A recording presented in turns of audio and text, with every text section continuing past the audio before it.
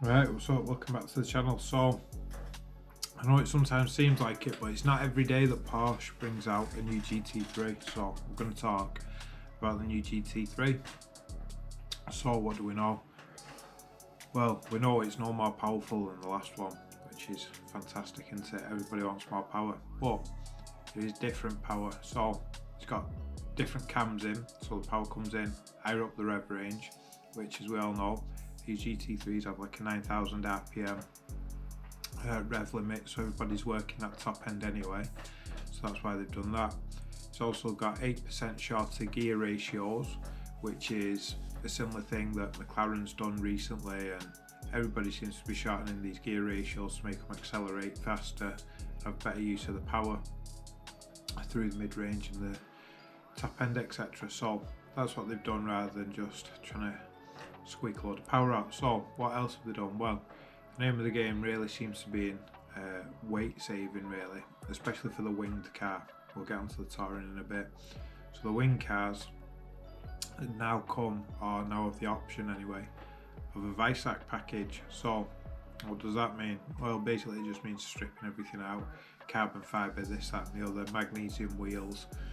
Some of them are options, some of them are part of the package, whatever, but you can actually get the car down to 1,420 kilos in its lightest form, which is pretty light for a modern day sports car. So what's some of the other changes? Well, there's lots of stuff borrowed from the ST and from the GT3 RS, so carbon fibre suspension parts. There's actually trailing arms on the front that have up to 40 kilos worth of downforce and things like that. So you're talking little increments of improvements, rather than, you know, massive power jumps as we've seen sometimes in the past. But that's it really for the wing car. Now the Touring is a bit interesting. So the Touring seems to be going much more down the actual sort of Touring route. It's like an ST, or it's like the that fancy turbo limited edition thing that I don't know what it's called, the Sport Turbo, whatever it is, Sport Classic. It's like that. So now you can actually spec it with rear seats if you want. You can spec it with a manual gearbox, the auto, the PDK, whatever you want to call it. And they also have the light bow package, which is sort of similar to the Visac but a bit less intense. So it basically makes it lighter.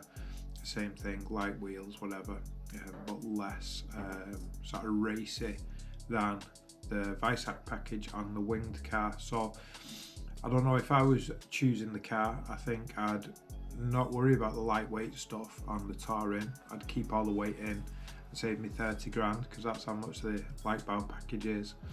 Put rear seats in it, I'd make it an actual Touring car.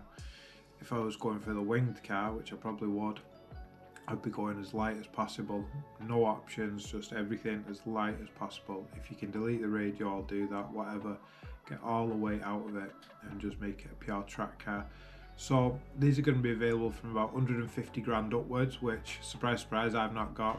I've got a few friends who can afford it, believe it or not, so you never know. You might see one coming to the channel sometime soon, possibly, but certainly not in my hands. So yeah, let me know what you think about the new GT3. Like I say, more evolution than revolution. I like it, I think it's good, I think the improvements are there, I think it's worth a new car.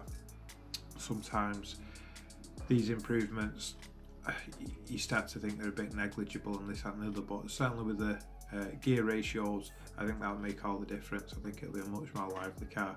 Not that the 992.1 wasn't lively enough in the first place, but there you go.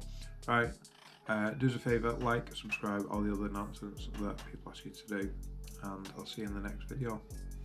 Bye bye.